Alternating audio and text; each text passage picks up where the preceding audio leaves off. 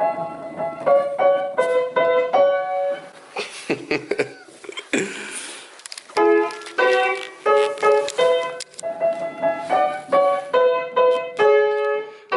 gonna need a raise after this.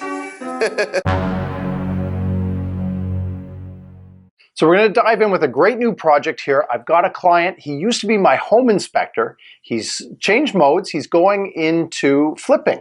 So he's looking for houses that are bungalows that can support a basement apartment, but they need a lot of work to bring them up to standard so that we can sell it for more and give them a little bit of profit on the project. These particular clients actually take a lot of effort, a lot more than working with somebody that's going to buy the property to live in themselves. These guys need to have extra profit built in so that they can eat themselves. And so when I dive in with these guys, I really want to make sure that I'm getting all the low-hanging fruit first. Easy peasy, jump in on Stratus, which is our MLS background, and I'm going to pull out all of the listings in their specific area that makes sense for them, which I've done here. I try to narrow it down to 2 or 3 properties that, they have the financials that make sense. They have the amount of work that needs to go in to be able to get that lift. All the different things, and I've written down, here's all of the information that they want to have that's included here. And I'm going to go through and really narrow it down to 3 properties. Then what I'm going to do is we're going to jump in the car. We're going to go out there and we're going to take a look for ourselves and make sure that it really lines up before I phone up my client and say, all right, here's 2 properties or 3 properties. I think you got to come down here and take a peek. Let's make sure that it's the right product for you before we start writing up offers, which is the next step. So we're going to jump in the car. We're going to go there next. And we're going to take you through the process of doing a pre-home inspection for our very good clients, the flippers. We're here on location. This is our first property of 2 that we're going to be taking a look at for our flipper friends. At first glance, the house looks like it's in good shape.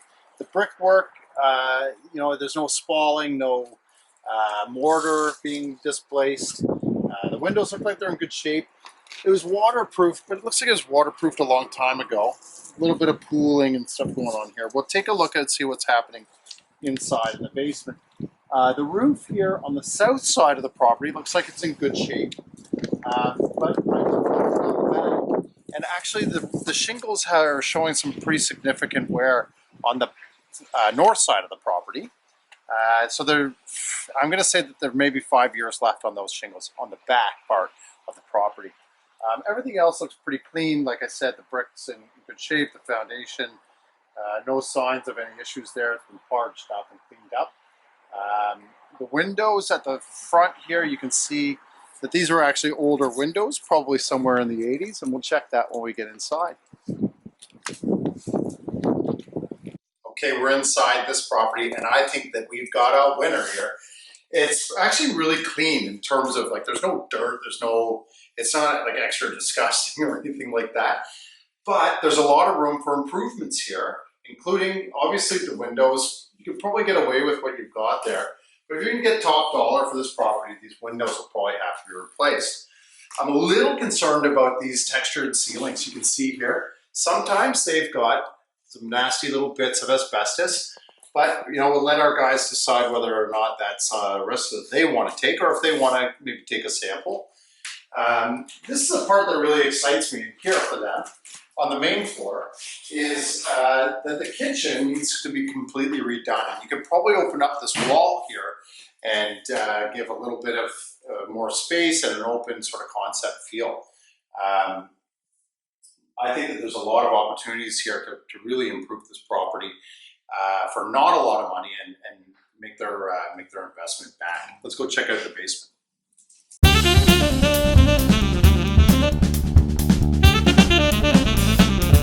Welcome to the basement. This continues to be a winner for us here. One of the things I really like, it's already got a 100 amp service here. And I mean, it looks like the copper wire, it's all copper wire and been updated. There's a chance that this is aluminum wire. Again, my guy used to be a home inspector. He can open this stuff up and tell us pretty quickly what's going on in here and what the prices are going to be to fix it up. But it's something that I would definitely bring to his attention, and I'm going to put it in my math for him that there's a potential that's going to have to be done. If we take a quick walk over here, the last stop is the utility room. And what we can tell in here, what I love is we got nice high ceilings. It's open so we can see what's going on in here. This can be moved in, we can make this living space. I can see that the furnace is a low efficiency. It's probably about, I don't know, what do you say, Milan, 1,000 years old? It give or needs to take be too. replaced. And same thing in this hot water tank, likely a rental. We would get rid of that too. The AC on the outside, similar sort of vintage. So AC, furnace, both those things are going to have to go. That'll become part of the pricing too. But this is a winner. I love this property. I'm going to be sending that over to my buddies here soon. Let's go see the next one. Well, next house, next option. But this one's not as good actually because it's actually, I think, too good. The basement, it's a winner. You know what? There's a lot of great stuff in the basement. It's good and clean. It could be turned into a 2-bedroom apartment down here, which is exactly what my people are looking for. The problem is actually, and we'll take a look, the upstairs isn't in bad enough shape in order for them to get that lift that they're looking for. This house is listed $30,000 more than the other one, and it's probably going to go $60,000 more at the end of the day. So while I like this house, it's not really a good fit for my people. Let's go upstairs and I'll show you why. So before we go upstairs, I just want to make a quick stop here because I wanted to show you this little chestnut. These are fuses. This goes back a ways, and it's something that has to be switched out. It's probably more than 1,000, less than 10,000 sort of thing to get all of this switched out. Hopefully it's not aluminum wiring that's running through, but it could be. Just another thing that I'll bring to my people's attention. Wanted to show it to you. I've bought a house personally with this stuff in it. Not a big deal to switch it out as long as it's connected to copper wires. But it's certainly something that any insurance company is saying, no, get rid of that and put some proper breakers in there. When I come into properties specifically for my flipper clients, this is something that I probably don't want to see is a nice clean living space, especially on the main floor.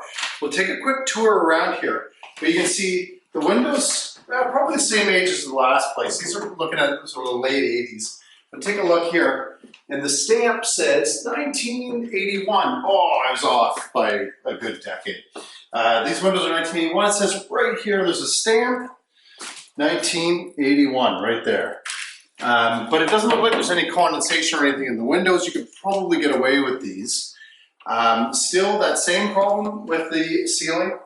There might be asbestos in there. A lot of these textured ceilings had that, but everything else super clean, really nice. We'll take a quick look and make you follow me around. It's not so easy to keep track here, but the kitchen needs updating, but it's actually in pretty good shape. The appliances are nice and clean. The cupboards are all there. There's nothing missing.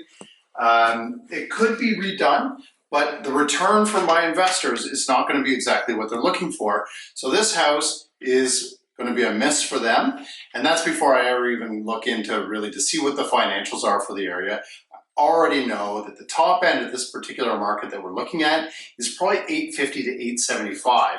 So even if we buy at $750, pay land transfer tax and all that stuff, do the $100,000 worth of work to really bring this place up, it's going to be a miss for them. They're not going to make any money. They actually probably lose a little bit. So on to the next one. Okay, welcome back to our office. I just spent the last couple of hours after getting back really crunching down the numbers and making sure that the property that we've selected for our clients makes good financial sense. We know how much their expenses are going to be for purchasing the property, and we know approximately how much they can afford to pay and still make some money. So good news on that. Hopefully tomorrow we're writing up some offers for them. We're going to go see it tomorrow with them, right where we booked up for that. We're going to see them tomorrow afternoon. Make sure that everything checks out on their end. So thanks so much for joining along on the process. We'll probably have another segment on this one at some point, just to follow up and make sure that we're giving you all the information A to Z and everything in between. If you've got any questions, please do leave them in the comment section below. We'll get right back to you on that one. And please do follow us on Facebook, LinkedIn, and Instagram. It's chriscook.halyardgroup. We'd love to have you share all of our social media experiences.